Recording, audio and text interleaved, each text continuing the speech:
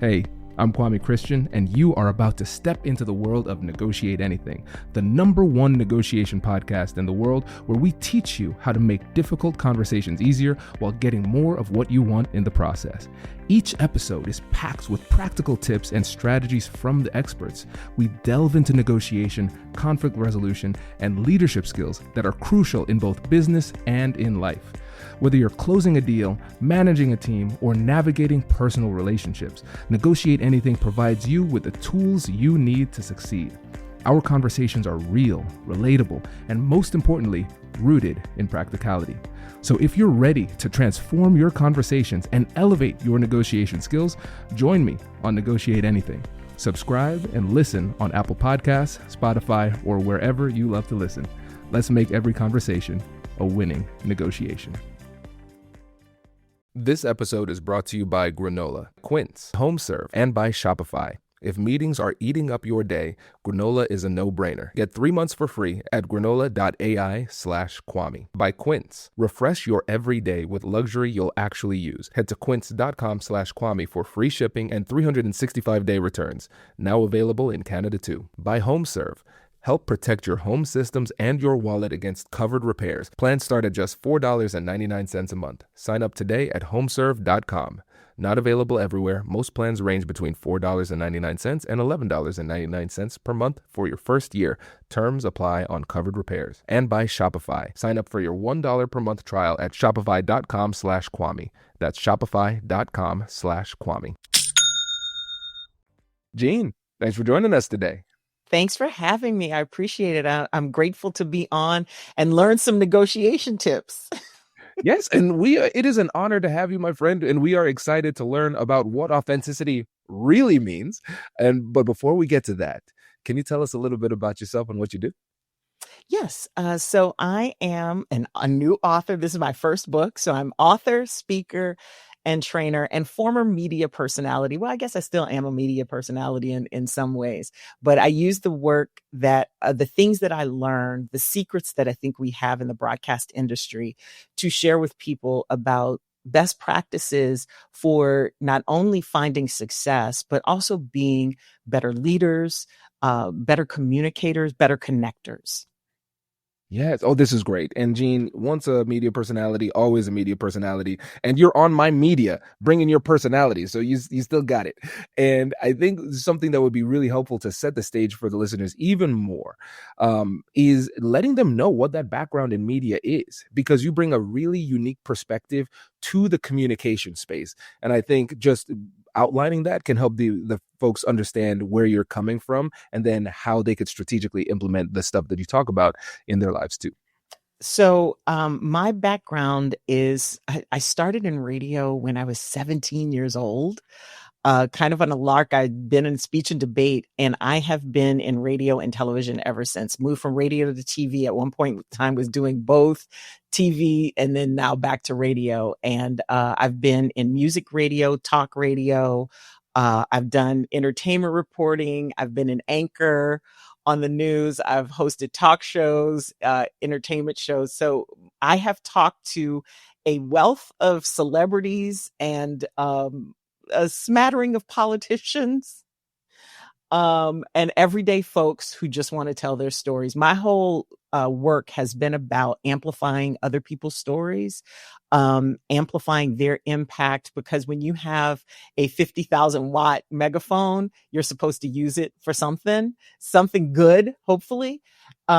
And so my goal has always been, because I've always been fascinated by other people's stories and telling them. I come from a family of storytellers on both sides. My dad, I wish I could be as good of a storyteller as my dad was. I'm getting close as I get more grays in my hair, but one day I will be close to what he was able to do. But all of my family, like literally holidays, were competitions for telling stories. And I feel like that's where the crux of our connection is. And I find so many people are missing that. And that's really the thing that I want to share with people, is to give them back their power to amplify their own stories, to wake up one day and feel confident in not only knowing what you're worth, but being able to tell that to somebody else, to share it with them and maybe help them. And that ends up moving forward and making our world a better place. Woo! Boy, that is so much cooler than a media personality. There's so much in there. This is great. And think about this. You know, we are 1,600 episodes deep here on Negotiate Anything, and we've never had anybody with your unique background and expertise. So when it comes to being able to communicate, tell stories, but also leverage those stories in a way that is that's authentic and geared toward connection and to drive understanding, this is powerful. So we could not have anybody better to tell this story. And so, Jeanne, oh, my pleasure. My pleasure. And now I want you to speak directly to the person who is listening to this podcast. And I want you to tell them what changes in their life if they are able to put what we are about to talk about today into action in their lives.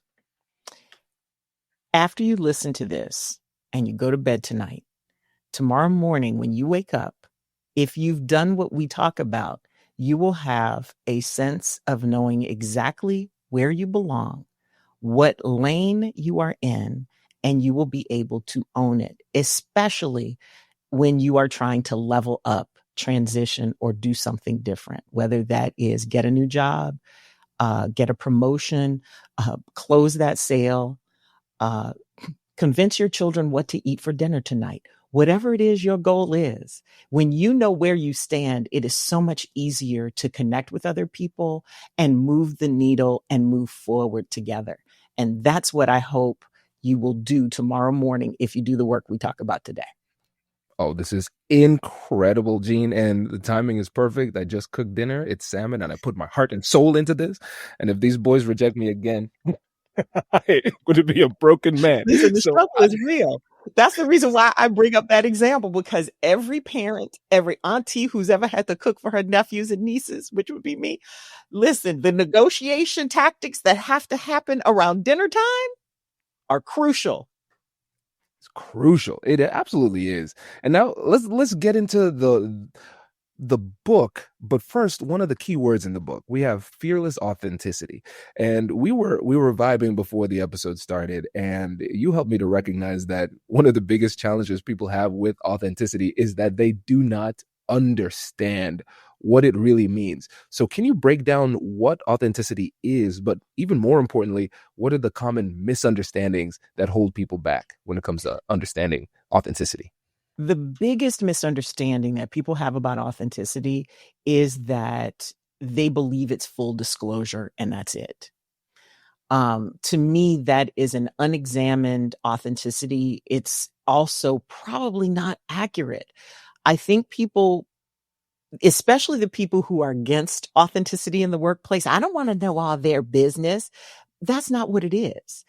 Authenticity, true leverageable authenticity, is about understanding who you are, what you've experienced, and then turning it into an action, applying it to whatever it is that is in front of you, whatever tasks it is. The most successful people are the people who make meaning of the world, right? The people who put things into context. The most valuable people in any organizations are the ones who can either transform processes, take data and use it and apply it. What do you think that interpretation is? It is an application of what you know, what you've experienced and put it into action for the people that you serve, whether that is you as a middle manager, doing that for the people who report to you and are actually doing these processes, or to the people above you who, in the org chart, who actually need to understand the higher level thinking that goes behind what they're doing, because a lot of times there's a disconnect in the org chart, right? That's what I find with my clients. There's a disconnect. And almost every time somebody identifies what a problem is, they ask me to do one thing, like maybe it's, improving how they connect with their external stakeholders of some sort.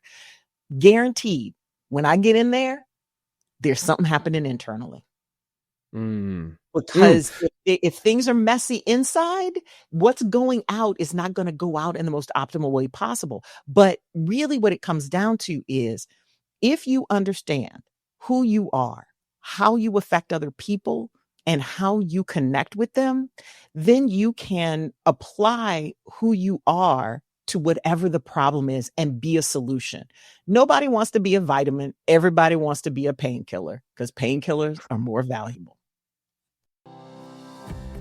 Hello, my friends. Before we get back to today's episode, I want to ask you a question. Have you ever wondered how to elevate your team's negotiation game and how you can help the folks on your team have better, difficult conversations? At the American Negotiation Institute, we offer transformative keynotes and workshops tailored to empower professionals with top-tier negotiation and conflict resolution skills. Whether it's a keynote for your next event or hands-on training for your team, we've got you covered. Don't just negotiate. Master the art with the American Negotiation Institute. Click the link in the description to find out more. Elevate, negotiate, and succeed. There is so much to explore in this. So what I love about this is that we've really operationalized authenticity. It's not this nebulous concept that is kind of geared more like by feelings. This is vitally important, not just to the individual so they can express themselves in a true and authentic type of way, but also it helps the company and the organizations, because you said it's about understanding who you are, the effect you have on others, and then how you can serve others. And I think, and we're about to get a little bit spicy now, but my family's from the Caribbean, we can handle it. I love it. So when it comes to this, when it comes to the people who are against authenticity and they say, well, I don't want to know everybody's business, or somebody who says, I don't feel comfortable being authentic, I don't want to share all my business. I think what we're recognizing is that people don't understand the distinction between authenticity and narcissistic vulnerability. And with narcissistic vulnerability, this is just us sharing everything, forcing everybody to center on us. And then, they are bad if they reject who we are in that awkward word vomity type of situation where you're just kind of like phrase. Oh, I love that phrase, because that is exactly what oversharing is. I refer to what you're talking about as a range of authenticity, right? Authentic expression, however you want to call it, but it exists in a range. And I use this analogy because I think it's one most people can relate to, especially you being Caribbean. There are very distinct rules in how we speak to our elders. I'm from Louisiana, so I think there's an adjacency there. There's a very different way you speak to your siblings, your cousins, your friends, and a very distinct way that you speak to your elders. And by elders, I don't just mean the elders in your family. I mean the elders in your community, in your church, what have you. But that same person, you wouldn't say that your grandmother didn't know you, would you? She knows who you are, but you don't speak to her the same way you speak to your boys, and nor should you. And so that's what I mean when people say, and because I get into these conversations about code switching quite a bit in our community. And I even had somebody white try to call me on it. And I was like, and he was just like, that's not you. And I was like, boo, they all me. That's the thing you don't understand. They're all me. And when I said to him, I said, do you have a grandmother who's still alive? And he was like, yes. I said, that's a blessing. God bless. I said, but do you talk to her the same way you talk to your mates when you're at the bar? He was like, absolutely not. And so are you a different person when you're with your grandmother? Not necessarily. You have a different level of respect for her. Right. Then, and that's not to say you disrespect your boys or your mates, your friends, whatever. You're not disrespecting them. You're speaking to them in the way that you guys communicate.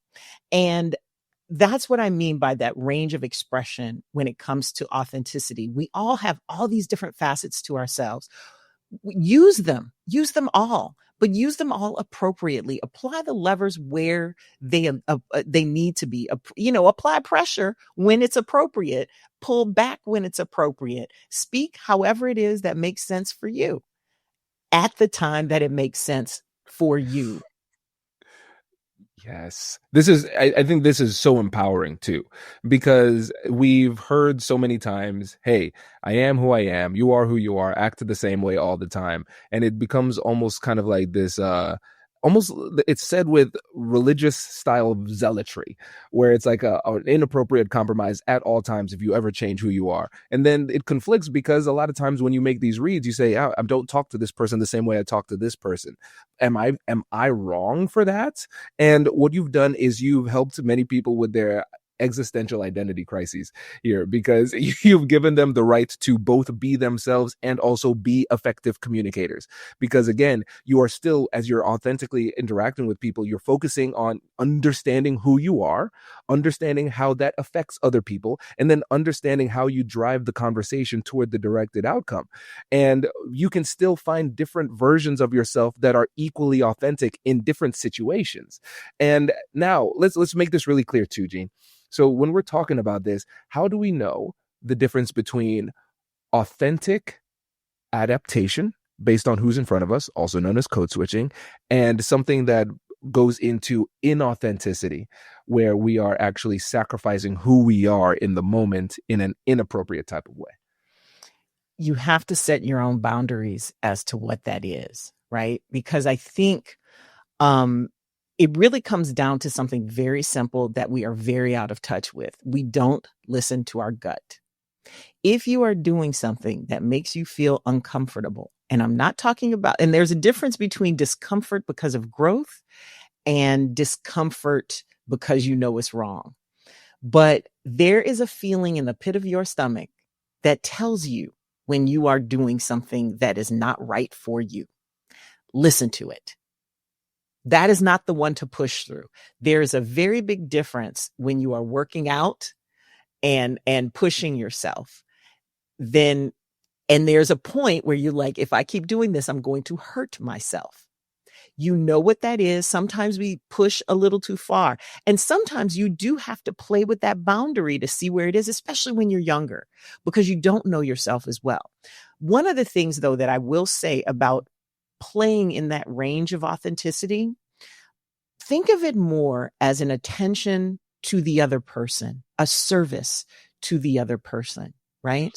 We've all been in arguments where people will sometimes belittle us, make us feel like we don't understand something. That shuts down the connection between us. We've also been in situations where people are excessively obsequious, where they're just going overboard and you know that they're trying to get something out of you as opposed to just being real about what it is, right? You don't have to go to those extremes to understand where your range is, but maybe you have to flirt with the edges of that to understand what it means. Now, ask yourself a few questions. Is what I'm doing true to me? Is it respectful of me, my boundaries, my goals in this moment? And is it of service to the other person and the reason why they're here? And is it respectful of our connection? Will we be able to talk to each other tomorrow after what happens and transpires in this conversation today? And I also think this is a great way to look at growth, right? If we don't see ourselves as operating in a range and understanding where we need to get better, where we fall short, and that is a very honest assessment of who we are, then we don't grow. If you say, this is who I am and this is how I show up, that means you're choosing to stay back there always. Because while you have decided this is where I am, I'm planting my roots in the ground. Guess what? Everybody else is moving forward without you. Right. Yes. But the world doesn't stop. Change doesn't stop just because you decided this is who I am. And I think that's a cop-out. I think it's lazy. And I'm sorry. I try not to be judgmental, but that is one of the things I am very judgmental about. Like, you know what? I get it. It's hard. Change is hard. But you know what? Change is a thing that we as human beings need to accept. And yes, we will always struggle with it because we hate change. We like, oh, it got good. Let's stay there. Guess what? If you stay there, it's not going to stay good. Mm-hmm. Now let me go ahead and I think I'm picking up what you're putting down, because I think underneath all of this great advice, there's a special message to people who are the other, whatever other means in this context, right? And that could be anybody depending on the circumstance. And a lot of times what we do is we put ourselves in a victim position where we blame other people for the outcomes that we have, when in fact we could have made some strategic and authentic adjustments in order to get that outcome. But it's almost safer for us to not take that risk and instead blame other people for the failures that we have started to log. Because the thing is, again, when you can just say, what is my ultimate goal? Who am I serving? What am I trying to do? And a lot of times the goals that we have are bigger than us. Even if it comes to the business development goals that we have, or we want to try to improve our career. A lot of times, especially if you are in a marginalized group, you're doing that for the betterment of other people. And if you're saying to yourself, hey, listen, I'm not going to make any adjustment, even though it could help me and therefore the other people that I serve, then you're being selfish and you're not willing to put yourself out there. And a big thanks to HomeServe for sponsoring this episode. You know, we talk a lot on the show about being prepared, having the right strategy before you walk into a difficult conversation.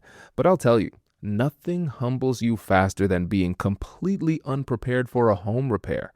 I remember when my water heater just gave out. No warning, no negotiation, just gone. And suddenly you're scrambling, searching for a reliable contractor at the worst possible time, watching costs stack up in real time. That is a stressful place to be. But here's what I wish I'd known. Your regular homeowner's insurance likely doesn't cover that. Plumbing failures, HVAC breakdowns, electrical issues, you're often completely on your own for those. And that's exactly where HomeServe comes in. HomeServe offers plans that cover specific home systems, starting at just $4.99 per month. When something goes wrong on your plan, you simply call their 24/7 hotline and they connect you with a local, experienced professional that can handle the repair.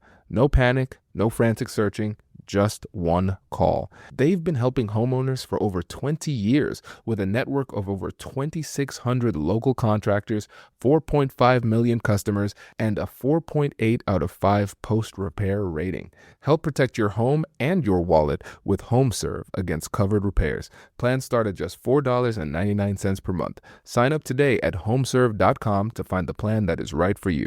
That is homeserve.com. Not available everywhere. Most plans range between $4.99 to $11.99 a month for your first year. Terms apply on covered repairs. You know what's ironic? As a negotiation expert, one of the most important skills I teach is presence. Truly listening, reading the room, catching what is not being said. But for the longest time, I'd walk out of my own meetings realizing that I spent half of the time buried in my notes instead of actually being present. Things would fall through the cracks, action items would get fuzzy, and I'd have to piece everything together after the fact. But that changes with Granola. Granola is an AI-powered notepad built for the way that real people actually meet. Here's how it works. You take notes like you normally would, and in the background, Granola securely transcribes the meeting. And when it's over, it turns everything into clean, structured, and actually useful notes. And the best part? Granola works through your device's audio, which means it integrates seamlessly into the tools that you already use. No setup, no awkward interruptions. It is just your normal meeting with superpowers. You get to actually listen, stay fully engaged, and still walk away knowing exactly what was decided, who's doing what, and what comes next.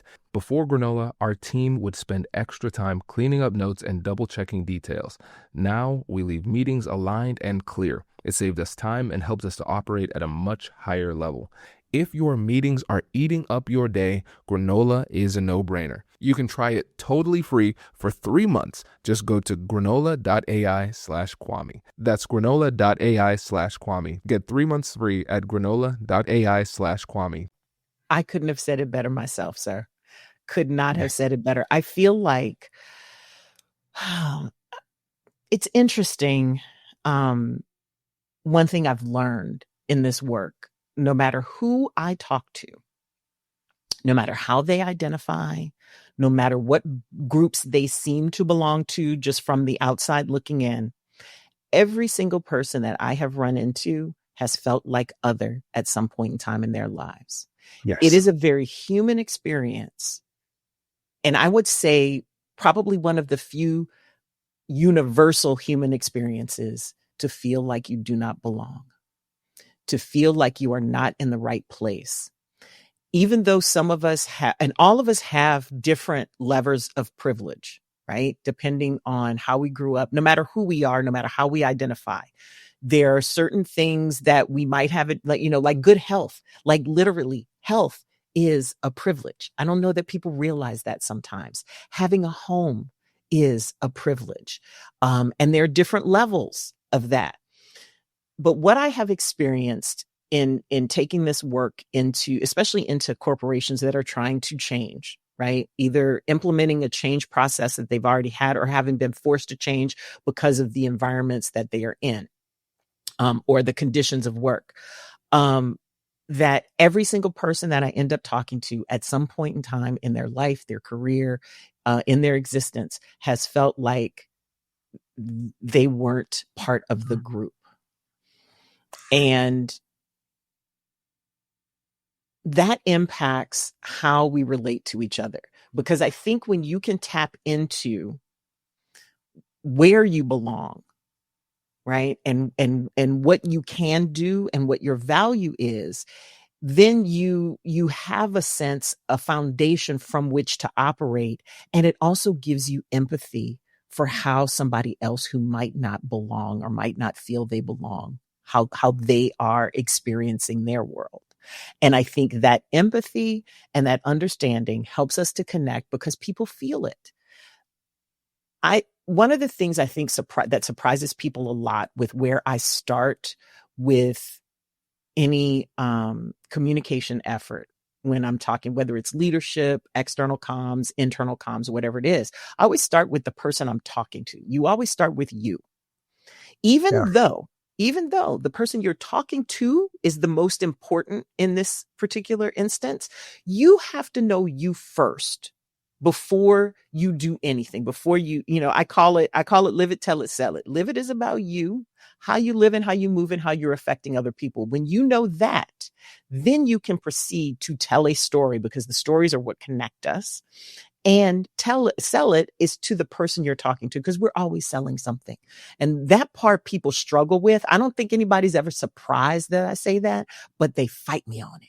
Well, I'm not selling this and that. I'm not a salesperson or whatever, because I think people automatically go to a negative connotation of sales, which at the end of the day is you trying to separate yourself from the part that gives you the ick about asking for something, right? About sharing yourself, the fear of failure that comes with that scarcity mindset that you brought up earlier. The reality is, from dinner, where we're going to go to dinner, what our kids are going to eat for dinner, to what job we're going to take is about selling. It is about selling, whether it's an idea, whether it's a product, a widget, a service. We're always be selling is for real, because we always are. We just don't want to admit it. Right. But when we start with who we are first, then because you can't control how people take what you say. You can't. You only can control yourself and how you tell the story, and get real clear about how you affect other people, because most people don't even know what their tells are, right? Poker players hide all of their expressions because they don't want people to see their tells. And other good poker players, no matter how much you put that cap down, no matter how many dark glasses, there's something you do. It's going to be a twitch. It's going to be something that's going to tell somebody what you got in your hand. We do it every day. Get honest with it and know what your tells are, because your tells also tell you something about yourself.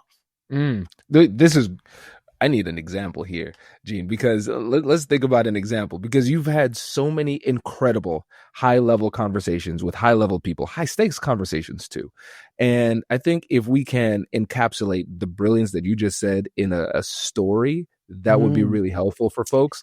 Okay, so how I'm gonna tell this story without giving away to people, though, because this is actually all right. So in my media career, I have interviewed many, many, many, many, many, many celebrities.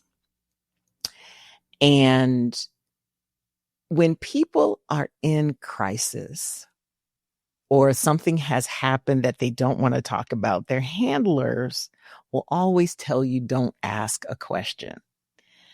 How can I anonymize this? Ooh, this is hard. I interviewed a recording artist who had been through a breakup of a fairly public relationship. And this recording artist is known for serial monogamy. And, just going from one to the next to the next. And he had an album out, a new, drop release or whatever. And I interviewed him. And this is not my first time interviewing him. And so I look at him. He looks at me. We start talking about, I'm like, oh, good to see you. How you doing?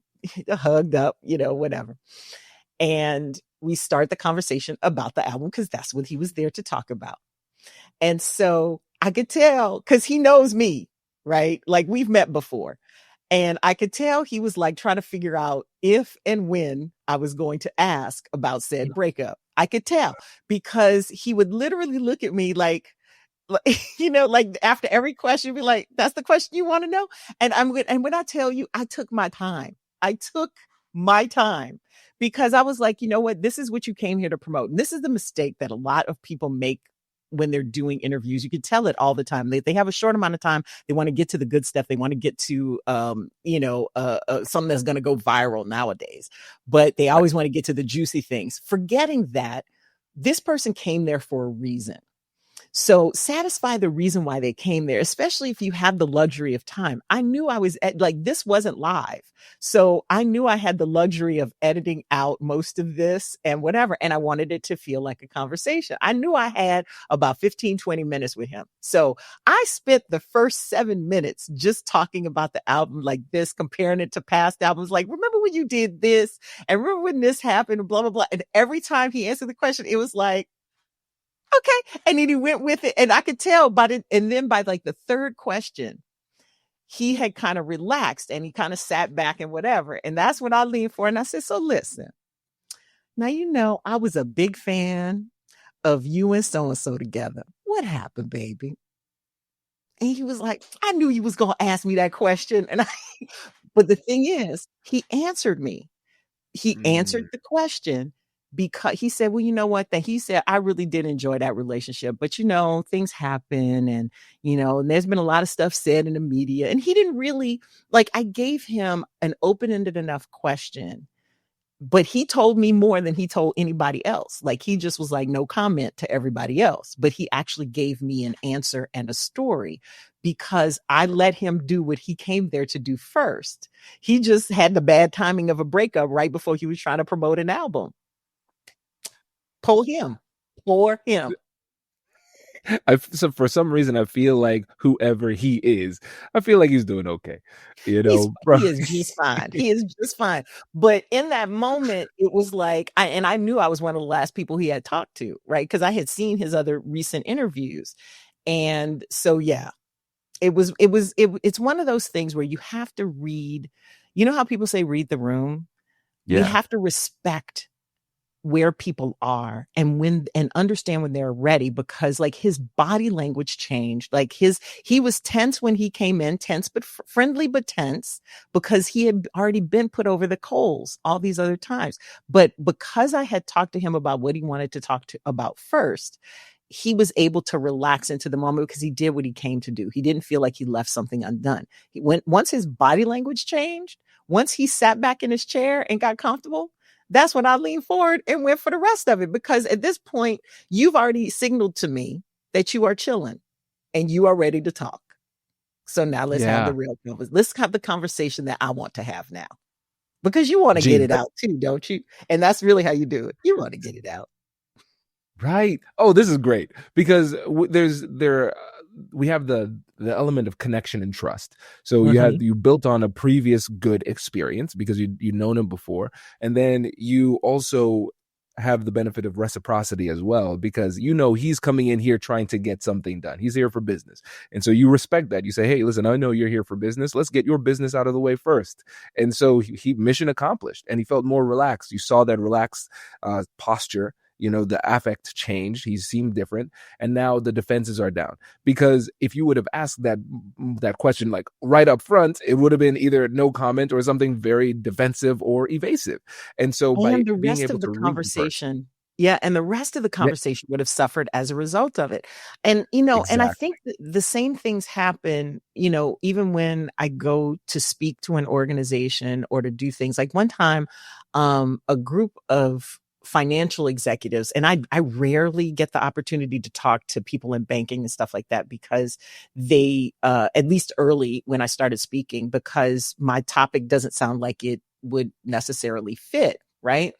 I have gotten more business out of an International Women's Day event that I spoke to a group of women in business, in finance, than most of my other talks, because Wow. they were able to see, because I could tell they were trying to figure out why I was there. You can tell the moment a room changes in your favor, right? When you speak to somebody's experience, when you speak to something that they can relate to. And the same shift that happened with that artist happened with these women. They were in the room, they were being polite or whatever. And you say what, I realized like, okay, this is a little cool here. And so I spoke to being a woman in a professional setting, and how what the value is that we bring is often not seen, and we have to express it. Everybody sat up Mm. just a little bit. Some people did the RCA dog. Like all of a sudden you can tell when people pay attention, because you're hitting a chord.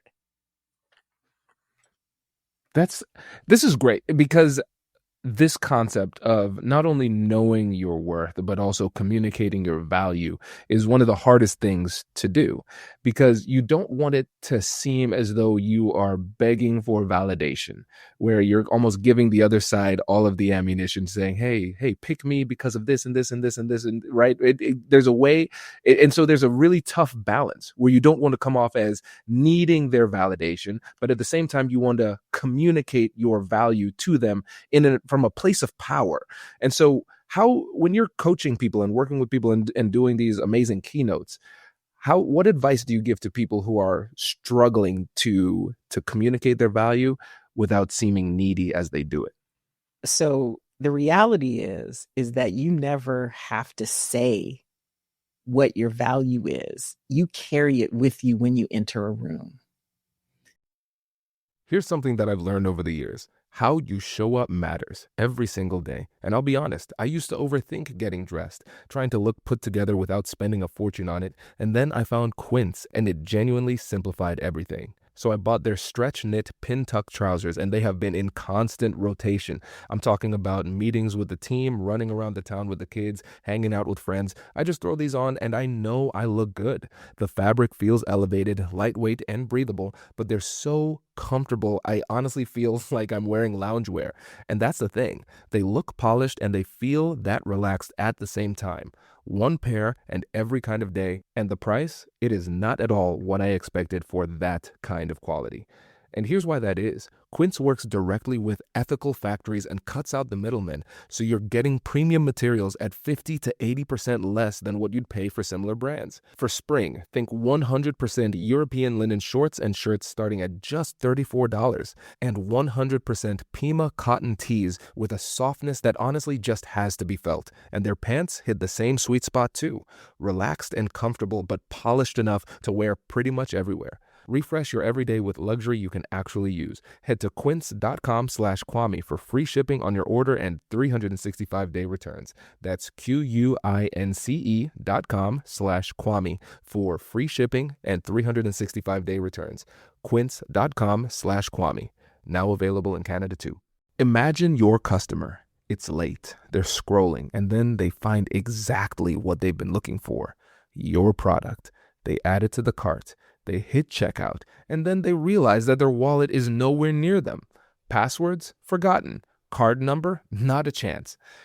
That's the moment most businesses lose the sale, but not yours, because your store has that purple button. One tap, done. That's Shop Pay, powered by Shopify, and it's why Shopify has the best converting checkout on the planet. Fewer abandoned carts, more completed sales. But Shopify isn't just great for buyers, it's a powerhouse for business owners too.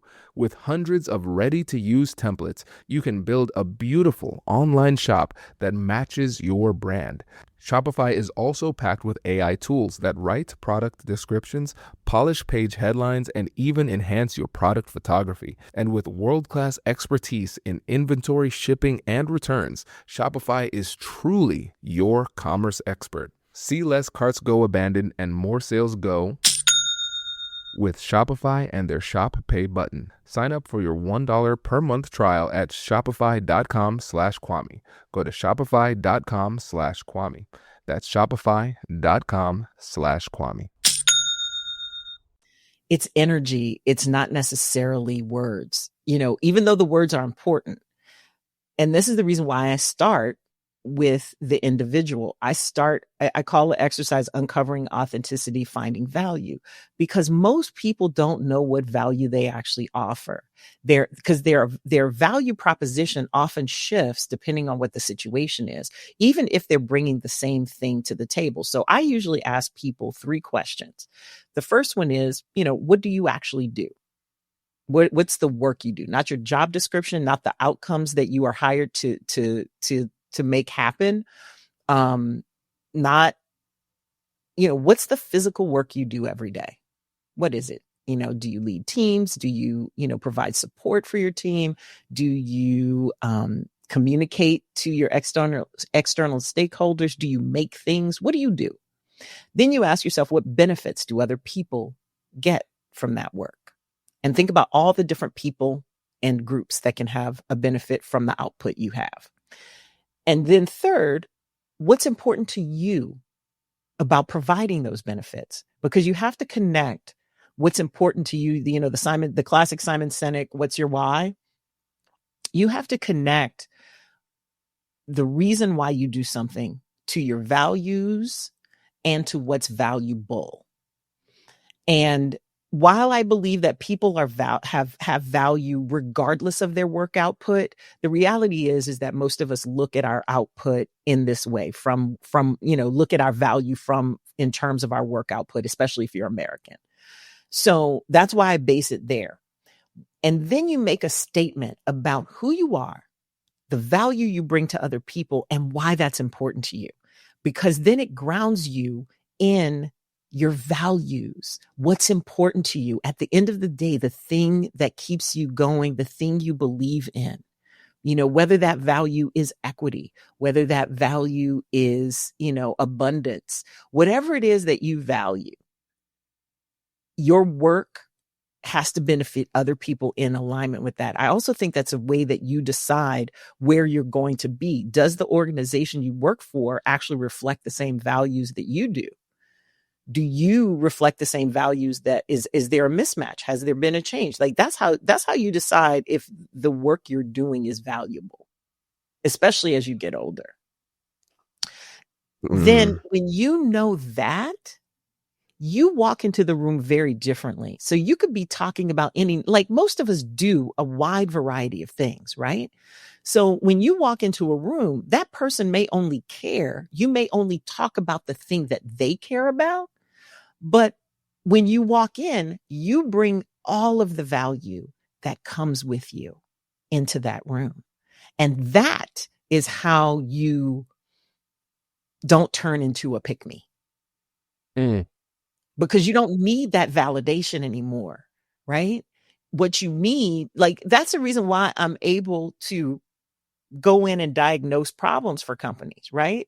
Like I had a company bring me in to develop some leaders, some women leaders in the organization, because they were expanding and they were expanding wide. They were adding new things to it. So it was a wide and kind of flat organization. And they had a lot of people that weren't ready to move up, right? But they wanted to.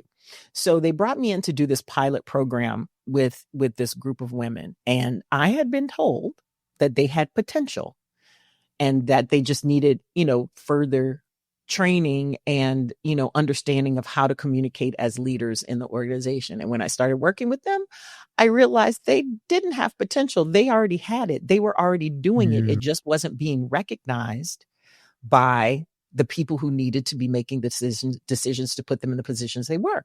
So I realized part of that was that they didn't know how to communicate because they were so busy doing that they weren't talking about what they were doing. So so even though people had a sense that they were doing something, they weren't able to communicate it because they themselves were so busy doing that they hadn't stopped to celebrate what they had done.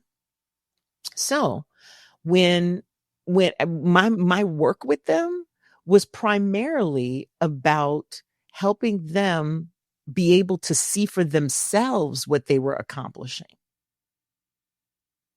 Wow. And when they had their final presentation to their C-suite, the CEO said to me, "Oh my gosh, you did such a great job with them." And I'm thinking to myself, "No, sir, I did not. I just taught them how to talk to you about what they do."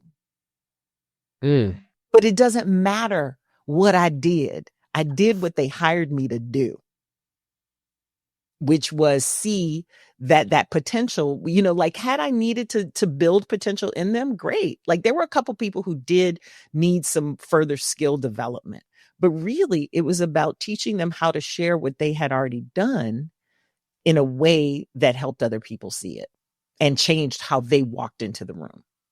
Everybody talked about how their confidence had changed. Wow. It all comes back down to the confidence, right? And for me, it's the distinction between trying to convince people versus conveying. So convince versus convey. I So love with convincing, you're trying to not only make an argument, but have that argument be accepted. So if you're talking to a brick wall and the person doesn't accept it, then you have failed to convince them, and you're still giving away your power to somebody else, right? But here, this is about conveying, and you can convey without words. And if we want to go through the different generations, we have different terms for it. The youngest generation would call it aura. We might call it confidence or swagger. And in the business world, we might call it executive presence. But all it is understanding who you are, the value you bring, and how to connect and have a positive impact with other people. And then I love Indeed. tying all of that into your values too, because when you are able to have that internal alignment, communication becomes far easier because you understand where it's originating from. To me, through me, to you, for a purpose. And you've given people so much clarity. It's kind of, I forget who it is, Da Vinci or Michelangelo, some incredible old Italian was when it comes to the making the statue of David, they said it wasn't so much that I sculpted this, it's that I revealed what was already within the marble. And I think that's what you're doing with people. You're helping them to shed those internal and external barriers they have to true, authentic self-expression. And I think this is incredible Thank work. you. Thank you. I hope that it has an impact because, when you like all of this came up accidentally, right? Or maybe accidentally on purpose. I don't know. Yeah. But it revealed itself to me in the way that, I was guided and led and all of those things. And I realized other people didn't have this. I took for granted, we take for granted what we know and what we are exposed to. And you know what? I want to go back to one thing you said about convincing. Most of the time, when you are trying to convince somebody else, chances are the first person you're trying to convince is yourself. That's what convincing is to me. It's asking for that validation. But yeah. Ooh, now see, I keep on trying to end this interview, Jeanne, I'm and you sorry. keep on I'm being sorry. brilliant. Because I'm what's sorry. really interesting is that if we think about it, this is a powerful philosophical message, because what we're recognizing is that we can't really convince anybody of anything. We have to put them in a position and converse with them in a way that allows them to convince themselves. That's true persuasion. But there is one person that we can and should convince, and that's ourselves, because we are taking the action and we are the ultimate authority in our life. So I just need to convince myself. And sometimes that takes a few minutes, a few seconds, might take a few days, months, weeks, or even years. But once you can convince yourself that you are worthy, that you have it, you can see that value, then it makes it so much easier for you to convey that just with the presence that you bring. Indeed. Indeed. Yes. You got the keys to the kingdom, my brother. I love it. This is great. And Jeanne, before you go, just make sure you can let the listeners know about the book, where they can get it, and how they can work with you too. Yes, everything at fearlessauthenticity.com. If you want information just about the book, put a /book on the end of that and they'll take you right to that page. But fearlessauthenticity.com is where you find me. And of course, I'm active on all the social medias. So join me on LinkedIn if you prefer to be professional. If you want to be a little silly, come join me on Instagram. We have a lot of fun over there. I even try the TikTokies every now and then. You got to have fun and wait, what is the kids? You got to have a little riz. That's right. That's a little riz. I try just a little bit. Oh, goodness. I love it. Jeanne, this was fantastic. Thank you so much for joining us. I have a question for both of you in this case, because when I try to, I love negotiation, but I have my unique point of view about negotiation. For instance, as many things in my life. But sometimes it might be difficult for me to explain my point of view because it's unusual, let's say unusual. So I feel fear. So what's the difference between feeling fear of speaking up and saying, oh, this is not me, so it's better not to try? Because if we feel that something's wrong, it's better not to say. But sometimes we can get confused and think that this is not me and it is actually fear. So what's the difference inside? Oh, that's a good one. Good. So I would say that you have to get in touch with what you're feeling actually feels like physically. You have to name it, right? The best part of self-awareness is understanding what we're feeling, because I think a lot of times we mistake some feelings for others. And this is the reason why there are points when this is almost also part of the reason why I don't do a lot of one-on-one work anymore, because I often end up realizing that people actually need to go to therapy and talk this stuff out. It's beyond what I can help them with, because sometimes people call sadness anger, right? Because of, you know what I'm saying? Because, like for instance, people say that depression is actually anger forced within. Like that's how they describe it. Whereas anxiety is like fear of what could happen. Depression is fear about what has happened and anger about that, right? But as a result, like sometimes people don't understand when they call it, they might call it anger, but it's actually disgust, which is a different feeling. Like, I think the better we get with our words about giving names to things that we are feeling and knowing what that is, because sometimes that fear, maybe it is fear and it's based on fear, but fear of what? Right? Is it fear of, if I say this, then I won't be accepted anymore? Is it, so is that a fear of not belonging, or is it a fear that I'm wrong? Right? So is that a doubt? Is it actually doubt? So I would say you'd have to really, like, that's an internal experience that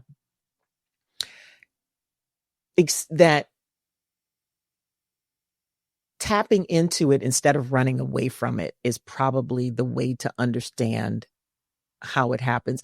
And sometimes it is about taking that chance, not listening to the fear. And this is what I meant when I said to Kwame earlier about pushing those boundaries, to figure out where those boundaries are for you. So it's like, okay, I have fear right now, but what am I actually afraid of? Should I push this? Let me see. Sometimes you got to do an A/B test. If I do this, what happens? And you have to weigh about whether or not you have the opportunity, or if it's too big of a risk for you to test it in that moment. But nothing ventured, nothing gained. So learning yourself is the most important part. What is that fear?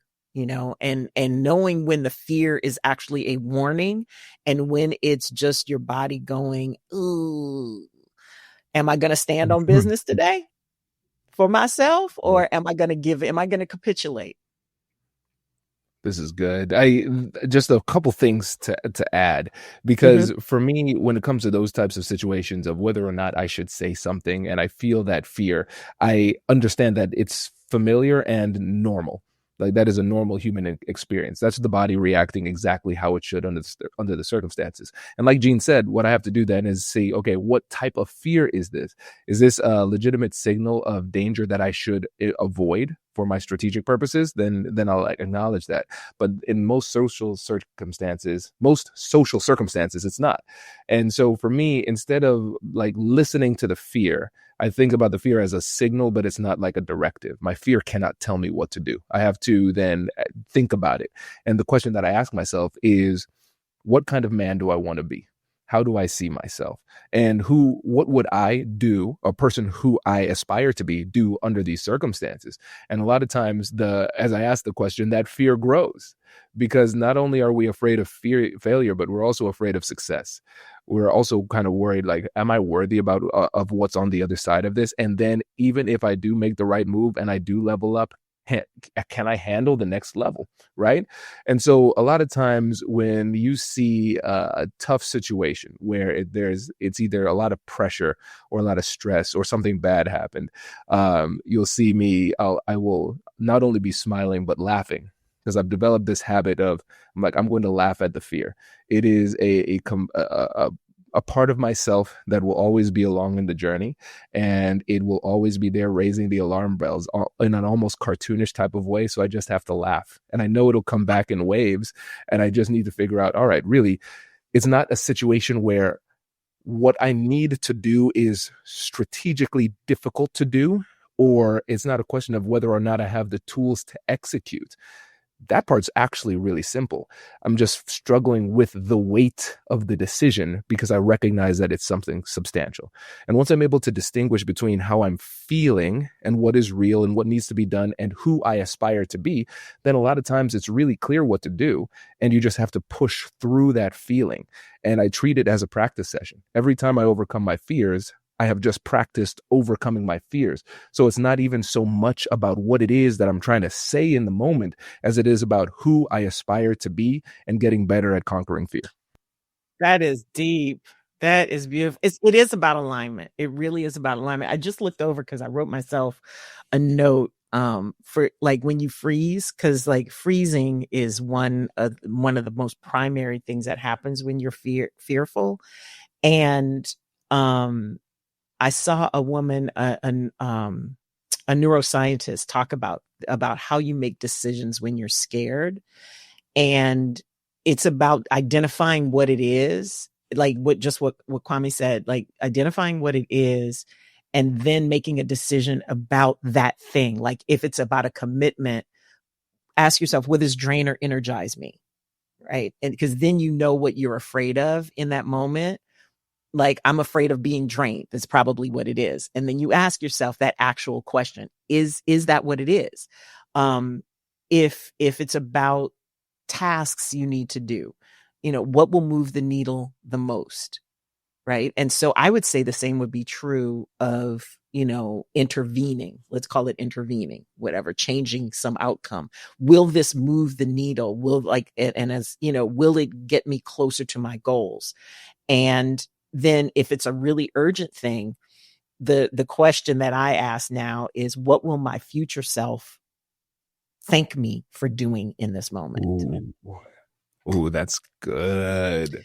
And I wish I had written down the neuroscientist's name, but like I'm a sticky note person, so I have it written down and I have it stuck on my other laptop so that I can see it. when I'm having those Yeah. moments, because your brain kind of short circuits when you're feeling feelings. And this is all the feelings, whether it's fear, excitement, joy, anything. Your brain kind of shuts off when it floods with all of those feelings. So you're not able to actually think through that moment as well as you would like to. But once you acknowledge what the feeling is, then all of a sudden you kind of take away some of its power over you. And then it's about knowing what to do next and making that a habit. Like the laughter is a great way to short circuit a lot of emotions. Like I use that with my, with when I'm coaching people for media and stuff like that. If you can find a way to laugh when you're nervous, the nervousness goes away, at least long enough for you to get like your first answer out, or, something that will give your body feedback that, oh, I'm safe now. Because that's really what nervousness is about.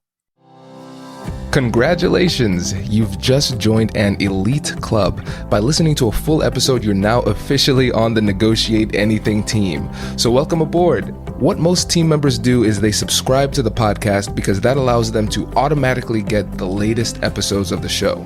The best things in life lie on the other side of difficult conversations.